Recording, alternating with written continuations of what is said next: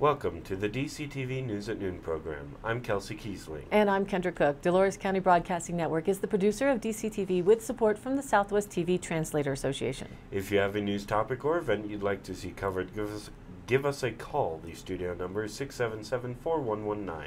Today's show runs Tuesday at noon, 3 and 6 p.m. and again is re-aired later throughout the weekend with the other weekday broadcast replays. Today is February 27th, 2018, and now the news at noon. Reported by the Durango Herald, perhaps the most famous confectionery peddler in the world has a well-documented history of actively protecting its trademarks, and the marijuana industry is no exception. Although Hershey has been relatively quiet in the marijuana sector since it sued two cannabis businesses in 2014, the company seemingly ramped up its oversight of possible trademark infringements in 2017. Hershey, a Fortune 500 company with annual revenue of more than $7 billion, sent cease and desist letters last year to at least two California marijuana companies, Harborside, a well-established dispensary in Oakland, and Good Girl Cannabis Company, an edibles maker in rural northeast California. Those cases, along with several others in recent history, emphasize that the still maturing cannabis industry still must face such legal issues as complicated trademark laws that can force small companies to change course. While Good Girl Cannabis owner Kimberly Scott said her situation was resolved quickly and amicably, Harborside wound up fighting back after months of legal threats from one of Hershey's law firms. Harborside filed lawsuits against Hershey in December after receiving multiple demands from an Indianapolis law firm representing the confectioner. The lawyers wanted Harborside to pay $20,000 for liquidated damages and sign a settlement agreement with a confidentiality clause. The case was voluntarily dismissed January 31st, according to court records, within weeks of Harborside's initial filing. Wachowski said the sides reached a settlement agreement that outlined zero legal liability for Harborside with respect to Hershey's trademark infringement allegations. Reported in the Journal, 2 people are dead. Skiing and snowboarding accidents took their lives near Telluride on Sunday. The Summit County Sheriff's Office says a skier collided with a tree at Keystone Resort on Sunday. The skier, whose name hasn't been released, was taken to the hospital but later pronounced dead. Reported in the Telluride Daily Planet, a San Miguel County Sheriff's Office search and rescue crew was dispatched Sunday afternoon to a report of an unresponsive snowboarder in the Bear Creek backcountry, authorities said. The San Miguel County Coroner's Office has identified the man as Gabriel Wright, 47, of Sawpit. Wright was snowboarding with 2 friends in the Bear Creek backcountry below Nellie Mine. Wright, who was considered a professional backcountry boarder, was the third of the 3 to descend from Nellie Mine at around 2 p.m. Sunday when an accident resulted in his death. His friends did not witness the accident, a Sheriff's Office news release said. Evidence at the scene and on his snowboard indicated that he may have clipped a rock in shallow snow at a high rate of speed. He was thrown forward and hit a small log under some snow, the release said. Both friends are CPR certified. They told deputies it took them 30 minutes to reach Wright, and then they could not detect a pulse. They performed life resuscitation techniques for at least 30 minutes. Wright could not be revived, the release said. Search and rescue personnel with assistance from an Olathe-based helicopter were flown into the area to extricate the man. There were no signs of avalanche, the release said. I would be remiss if I didn't remind people of the dangers of venturing into the backcountry. We have this great white shark out there that's a serious threat, and it's called Bear Creek, the sheriff said.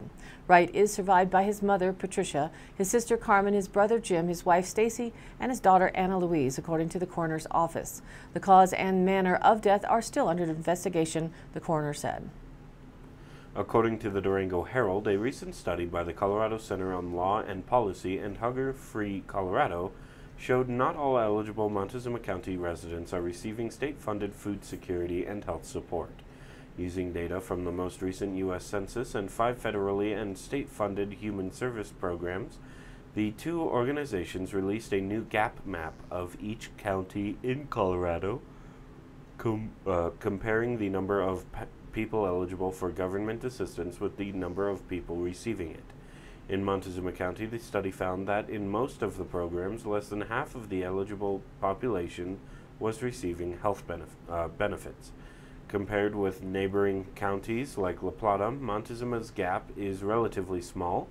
but it was still listed as one of the worst areas in the state for access to some programs. According to the data, 57% of residents who are eligible are receiving Supplemental Nutrition Assistance Program benefits. An estimated 46% of eligible residents are enrolled in the Women, Infants, and Children Nutrition Program. Colorado Works, which is Colorado's temporary assistance for needy families program, and the Colorado Child Care Assistance Program, designed to help provide child care for working parents, have even lower participation rates. An estimated 21% of those eligible for Colorado Works are enrolled and just 12% of those eligible for CCAP. Enrollment in Medicaid is comparatively high at 87%. Colorado Center spokeswoman Michelle Webster said those numbers are comparable to participation rates across Colorado. This is the second gap map her organization has helped to create, and both versions have shown low participation in all programs except Medicaid. There are several possible reasons for the gap, she said. In the case of Colorado Works and CCAP, the source of funding may be to blame. Both programs are funded at a federal level by block grants, set amounts of money allocated to the states which are given discretion on how to spend them. Unlike Medicaid and SNAP, which are entitlements automatically available to anyone who qualifies for them, Colorado Works and CCCAP have a finite number of resources to award, which means some eligible participants can get left behind. Hearing dates are set for suspects in the Norwood murder case as reported from the Telluride Daily Planet. Last Thursday, an afternoon arraignment hearing for the 5 Norwood double homicide suspects resulted in the setting of many more court hearings along with some trial dates. Defendants Frederick Alexander Blair, 23 of Norwood, Ashford Nathaniel Archer, 50 of Haiti, and Ika Eden, 53 of Jamaica, appeared in San Miguel County District Court for the hearing, which lasted just under an hour. Suspects Nashika Leonie Bramble, 36 of Georgia, and Madena Sius, 37 of Haiti, were granted continuances and did not appear in person on Thursday. Arraignments for Bramble and Sius were set for March 29th at 2 p.m. San Miguel County District Judge Kara Yoder dealt with complaint number 1 first, which includes Archer, Sius, Eden, Archer, and Eden entered not guilty pleas. Both suspects have been charged with 2 felony counts of child abuse resulting in death, while Archer faces an additional charge of being an accessory to a crime. A 3-week trial for Eden is scheduled to start July 10th, while Archer's is set to begin on August 14th. A continuance motion for Sayas's arraignment was filed February 14th due to her legal counsel's unavailability for the originally scheduled hearing. Sayas, along with Bramble, has been charged with 2 counts of first-degree murder in connection with the deaths of Bramble's children, Michaela Victoria Roberts, age 10, and Hannah Elizabeth Rosalina Marshall, age 8. The children were kept in a 1999 Toyota sedan and allegedly denied food and water on property off of County Road Y43 near Norwood at different points during the summer. Eden's attorney, Montrose's Brent Martin, said he anticipated a motion for a change of venue to be filed well before any trial commences. As a result, a motions hearing to deal with the request was scheduled for April 26 at 1 p.m. Yoder suggested that an additional motions hearing should be held to deal with the anticipated filings of severance motions, which could separate defendants from their current court order so that all the suspects can get their own trials. Archer, Sayas, and Eden's lawyers agreed, and a hearing on the matter was set for June 1st from 9 a.m. to noon. A pretrial conference, which will deal with any other outstanding motions, is scheduled for all day on June 29th, starting at 9. The part of the hearing that dealt with complaint number 2, which includes Bramble and Blair, focused primarily on Bramble's continuance request due to the fact that her legal team is investigating a mental health defense, according to attorney Harvey Pelefsky of Montrose. Pelefsky said that a conference call with a California mental health professional was scheduled for Friday, February 23rd. Yoder explained she heard that Bramble was not feeling well Thursday, so she didn't require her to travel to the court hearing. Yoder said she knew of Bramble's condition but didn't want to discuss it in court Thursday. Pelefsky said he hopes Bramble's medical issue will be resolved by the date of her new arraignment. A bond hearing for Blair was set for March 29th at 3 p.m. at the request of his attorney, Kristen Hindman of Montrose. Yoder explained Blair also will enter a plea plea during that hearing. Hinman also requested that a severance hearing on the topic of separating Blair and Bramble's cases be scheduled for an earlier date than the one set for the other defendants. Yoder scheduled the hearing for April 26 at 3 p.m. Hinman also asked that Blair's protection order, which prohibits him to have contact with anyone under the age of 18, be modified so that he can talk to his younger sister, who is not yet 18, over the phone. Yoder granted the request. Blair is facing 2 charges of child abuse resulting in death and an additional charge of being an accessory to a crime. According to the Durango Herald, the number of rigs exploring for oil and natural gas in the U.S. increased by 3 this week to 978. That exceeds the 754 rigs that were active this time a year ago. Houston Oilfield Services company Baker Hughes reported Friday that 799 rigs drilled for oil this week and 179 for gas. Among major oil and gas producing states, Texas increased by 3 rigs, New Mexico gained 2, and Colorado, Louisiana, North Dakota, Ohio, and Wyoming each gained 1. Oklahoma decreased by 2 rigs, and Kansas, Pennsylvania, and West Virginia each lost 1. Alaska, Arkansas, California, and Utah were unchanged. The U.S. rig count peaked at 4,530 in 1981. It bottomed out in May of 2016 at 404. And now let's take a look at the weather. The NOAA National Weather Map shows rains and snow in the Pacific Northwest, a wintry mix of rain and snow still lingering over the southwest and Intermountain West along the low-pressure system. High pressure has pushed up to the northern states while ahead of the low-pressure front. Well ahead of the low-pressure front. The Gulf Coast moisture has been brought up into Texas and central states all the way up to the Great Lakes with mostly rains and thunderstorms. And once again, areas of flash flooding may occur, this time centered over southern Arkansas. The East Coast is experiencing a dry day, while the eastern side of Florida has rain potential.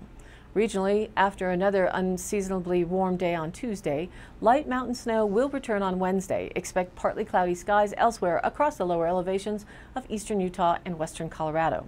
This light mountain snow event will wrap up by Wednesday night, and after dry days on Thursday and Friday, another storm system will bring unsettled weather to the central Rockies to start the weekend. Our local 5-day DCTV outlook shows today sunny with a high near 45 degrees, south winds 10 to 15 miles an hour. Tonight, scattered showers, snow showers, mainly after 1 a.m. Mostly cloudy with a low around 23 degrees, south winds around 5 miles an hour. The chance of precipitation tonight is 30%. Wednesday, we have a 40% chance of snow showers before 11 a.m. Partly sunny with a high near 40 degrees. South winds 5 to 10 miles an hour, becoming west-northwest in the afternoon. Wednesday night, partly cloudy with a low around 19. South-southeast winds around 5 miles an hour. And as we head into March on Thursday, partly sunny with a high near 44 degrees. South winds 5 to 15 miles an hour with gusts as high as 25 miles an hour. Thursday night, partly cloudy with a low around 28. Friday, sunny with a high near 50 degrees. Breezy Friday night, mostly clear with a low around 31 degrees and still breezy. Saturday, mostly sunny with a high near 47. Saturday night, a slight chance of snow showers after 11 p.m. Partly cloudy with a low around 26. And Sunday, partly sunny with a high near 39 degrees. Sunday night, partly cloudy with a low around 19. And now, back to the news. According to the Cortez Journal, with a photo from the Journal courtesy of the Edward Clown family. When author William Matson set out to help write Crazy Horse, the Lakota warrior's life and legacy, he was trying to fulfill a deathbed promise he made to his father. My dad was in World War II, and the drill sergeant used to ask who won the Battle of Little Bighorn, and he said the Indians did, and that was the wrong answer, he said. Apparently, he held a grudge and he passed it to his son. He was going to write a book on the native side, but life got in the way. Then his father got lymphoma. What happened next was a years-long quest that ultimately led him to meet with members of Crazy Horse's family who had been working on establishing their bloodlines as a result of a federal court case against the Hornell Brewing Company. The result of that meeting is the book, which Matson and Crazy Horse family members Floyd Clown and Doug War Eagle will be in Durango to talk about today at Durango Public Library. It will be their 95th book signing. For Matson, writing the book was not an easy task. There was the family's trust to be gained, ensuring accuracy and being able to write about the family's spiritual journey and spiritual ceremonies, and being able to interpret them so people outside the culture could understand what they meant to the Lakota. For Clown, the path to the book began with that case against Hornell, when research into the family's bloodlines found that the administrator of the Crazy Horse estate wasn't actually a family member. Clown was appointed administrator, and the quest for the family's truth and undoing misconceptions about Crazy Horse began. Clown said that even though the book was for the family, they felt compelled to release it far beyond the 3,000 members. For people outside the family, there are lessons in the book Clown wants people to take away. Reported in the Durango Herald, an increasing number of deaths across southwest Colorado is creating a space crunch at the morgue. An increasing number of deaths in southwest Colorado is causing trouble for the La Plata County Coroner's Office, too many bodies and not enough space at the morgue. Quote, "This is one of the challenges of growth right here," said Chuck Stevens, Assistant La Plata County Manager. Since the early 2000s, the Coroner's Office, which doesn't have its own space to conduct post-mortem examinations, has contracted with Hood Mortuary in Durango to use its facilities for autopsies. While the county and Hood Mortuary have had a good working relationship, La Plata County Coroner Jan Smith said the recent uptick in cases has caused space issues between the county's examinations and the mortuary's work. In 2013 and 14, the county performed 56 and 39 autopsies, respectively. Last year, a total of 80 deaths required autopsy. And this year, too, is off to a fast start, Smith said. In January 2017, the coroner's office conducted 10 autopsies, while January, the county this year performed 21. An average autopsy takes up to an hour and a half and costs about $1,800. The county has had to more than double its budget for autopsies since 2014, from $7,100 to $15,000 this year, which includes the cost of room use, storage, and supplies. But the highest cost is for a hired pathologist. The county does not have its own pathologist, and in 2014, the county budgeted $41,043 for forensic pathologist fees compared with $120,000 in 2018.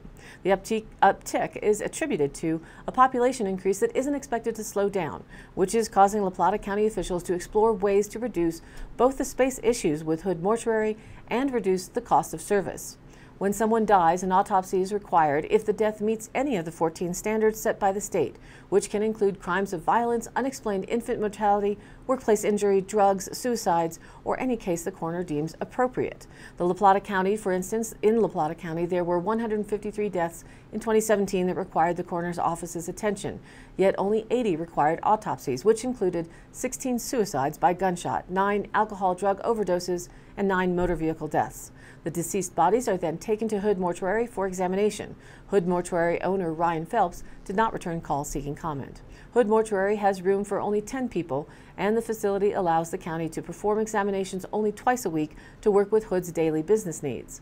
The county's hired pathologist, Michael Arnell, makes a paid trip from Denver usually twice a week, Smith said. If an autopsy needs to be performed more quickly, the county sends bodies to Montrose County for examination, a costly endeavor that requires staff time, travel expenses, and bodies to be sent 107 miles over 3 mountain passes. The county is brainstorming options, Stevens said, which could include adding storage space to reduce the cost of storing bodies at Hood Mortuary or a higher cost solution of building its own morgue. The problem is further exacerbated as Archuleta, Dolores, Montezuma, and San Juan counties use Hood Mortuary's facilities. Smith said San Juan and Dolores counties have only a few autopsy cases per year, but together, Archuleta and Montezuma counties equal the entire workload of La Plata County. As the population increases in smaller rural communities, space constraints are bound to happen, Stevens says. As the population in the county increases, everything associated is also increasing, including coroner-provided services. We're looking at how best to accomplish that in the most economical fashion. According to the Cortez Journal, with photo by Emily Rice with the Journal, the Dolores School Board held its annual Linkage event last Thursday afternoon. Linkage is a time for students to speak with the board in a casual setting on their own turf. The board met with elementary students first. Their main concern was the food served at school. They wanted more access to salads specifically, but other types of healthy options as well. The board then met with a group of juniors and seniors who formed a group on Tuesday after a fight video went viral from their school. The group decided to call themselves the I Was, Now I Am outreach program. After meeting with the school board, according to member of the group Tell Hamilton, the students want to change the culture in their school by developing an outreach program for kids to share concerns, but also positives throughout their day. Hamilton also told the board that he wants them to be more familiar with students and vice versa. Board President Dee Prock told the students that she couldn't wait to see what would come of their initiative. The board also met with students from the 7th grade who wanted to get a school newspaper started again. These students said that no one pays enough attention to the emails and they think a publication would be a better option. The same group of students were also concerned with student behavior, saying that a few kids can disrupt an entire class. The board discussed those issues with the 7th graders at length, taking into consideration what they could change. A mystery surrounds a man known as Estebanico. Estebanico, a little-known black or dark-skinned brown Moroccan explorer of the U.S. Southwest. Written about as a black Moroccan slave who explored present-day Texas, New Mexico, and Arizona with Spanish conquistadors, is credited with being the first person of African descent to enter the American Southwest, according to certain documents, ignoring ancient texts and hidden archaeology for now. The interesting point here is that he's all but absent from the state's histories. Estebanico guided the shipwrecked Spaniards through Native American communities thanks to his language and healing skills before leading a second expedition which ended in his disappearance. But while scholars say the American Southwest likely would have not been settled by Europeans without Estebanico, there are no parks, buildings, or malls named in his honor like there are for other Spanish conquistadors. Tourism agencies have informational web pages about Estebanico's past, but there are no tourism sites around his historic journeys. American Literary Studies professor Finney Coleman of the University of New Mexico said black people, quote, have never had a place in New Mexico's official heritage and the heritage of the Southwest. To embrace Estebanico, Coleman said, would be to embrace a new narrative. Some scholars believe Estebanico, who's known by many other names, including Estevanico, Esteban the Moor, and Mustafa Samori, was born in Morocco around 1500 and likely was sold into slavery in the Berber port city of Azamor by Portuguese slave traders amid a famine. Spanish aristocrat Andres Dorantes bought Estebanico and took him along for Panfilo de Narvaez's ill-fated expedition of 1527 to colonize Florida and the Gulf Coast. A series of storms left some of the party in Florida, while others sailed across the Gulf of Mexico to seek Spanish settlements.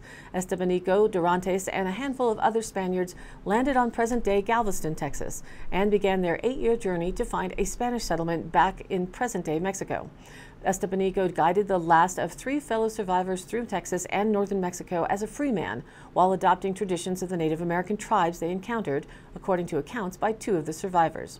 After being located by Spanish authorities, Estebanico and his surviving party were taken to Mexico City, where authorities persuaded him to help lead another expedition into Arizona and New Mexico in search of cities made of gold.